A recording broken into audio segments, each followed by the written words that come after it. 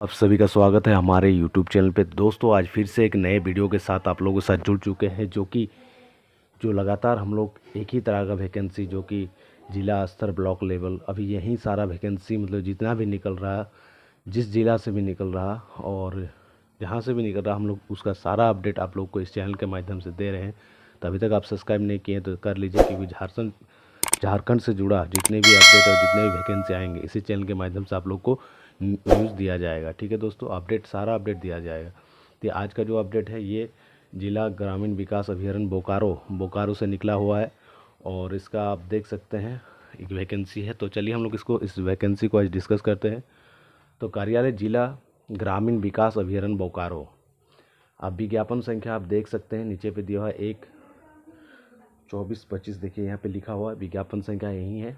और ये जो पद है किस चीज़ के लिए आपको नियुक्ति की जाएगी इसके बारे में बता दे रहा हूँ। प्रधानमंत्री आवास योजना ग्रामीण अंतर्गत प्रखंड स्तर गठित PMU सेल में संविधा आधारित नियुक्ति। और अभी जितने भी वैकेंसी का वीडियो बना रहे सब संविधा आधारित है। ठीक है दोस्तों, तो इस पोस्ट के लिए ये आपको दिया हुआ है। तो चलिए हम लोग देखते हैं संबंधित सूचना यहाँ पे दिया हुआ है।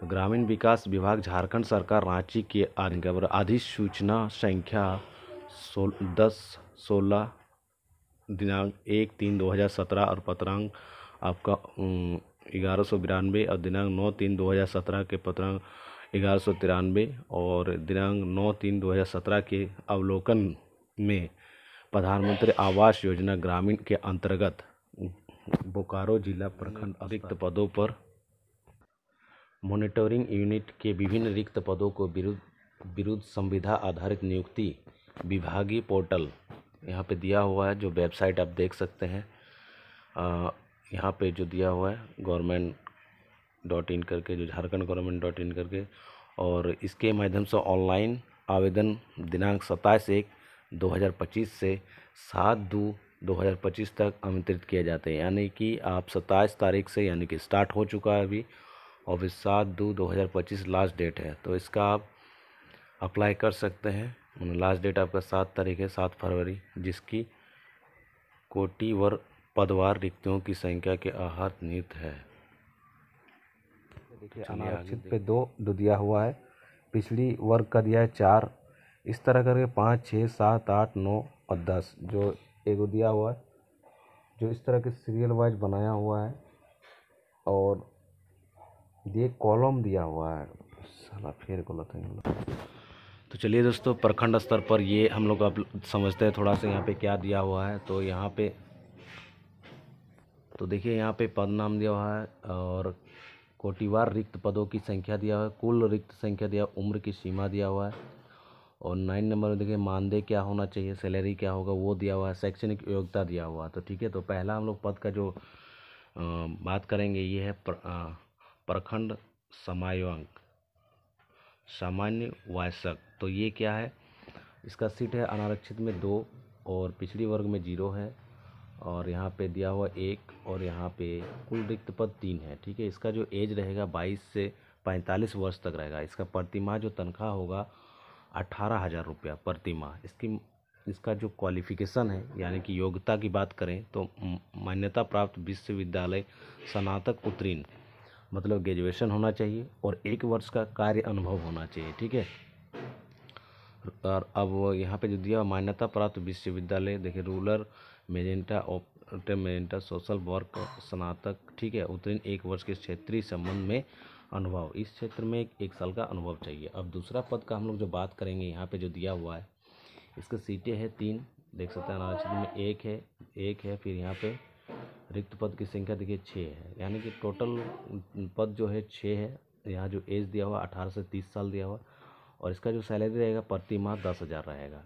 इसका जो मान्यता प्राप्त बोर्ड यानी कि योग्यता क्या होना चाहिए, बोर्ड विश्वविद्यालय संस्थान वाणिज्य विषय के इंटरमीडिएट, यानी कि आपको कॉमर्स से मतलब 12 होना चाहिए, यानी कॉमर्स से इंटर होना चाहिए, और diploma in computer application, diploma in computer यानी कि DCA होना चाहिए, और साथ ही 6 माह के संबंधित क्षेत्र में कार्य अनुभव, हिंदी अंग्रेजी टंकन दक्षता अनिवार्य है, यानी कि हिंदी का टाइपिंग और अंग्रेजी का होना चाहिए। ठीक है दोस्तों, ये यहाँ पे था। तो ये 2 पद यहाँ निकला हुआ है, जिसकी संख्या 6, सीटों की संख्या 6 है, कंप्यूटर ऑपरेटर, और यहाँ पे 3 है। ठीक है,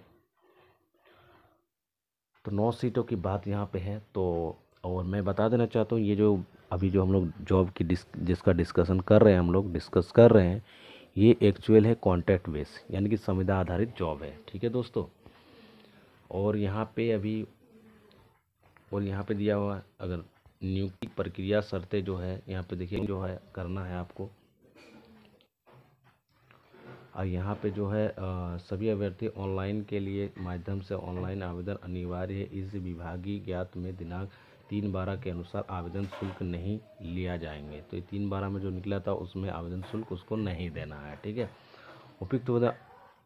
उपयुक्त पदों पर आवेदन समर्पित करने वाले अभ्यर्थी संबंधित क्षेत्र के कार्य अनुभव प्रमाण पत्र का वेतन पर्ची, यानी कि अगर आप कहीं काम किए हैं तो पे स्लिप जो होता है, सैलरी स्लिप जो होता है, वो आपको यहाँ पे अपलोड करना है। ठीक है दोस्तों, यदि आवेदन एक से अधिक पद के लिए आवेदन देना चाहते हैं तो उन्हें पदवार अलग अलग आवेदन समर्पित करना होगा। मतलब पदवार के लिए अलग अलग आप मतलब 1 से 2 पद में भी अप्लाई कर सकते हैं, लेकिन उसके लिए आपको क्या करना होगा, जो पदवार है अलग अलग समर्पित करना होगा। ठीक है, अब आगे बढ़ते हैं। तो सबसे इम्पोर्टेंट बात यहाँ पे उम्र सीमा, उम्र की गणना की बात करें तो 1/12/2022 के आधार पर की जाएगी। ठीक है,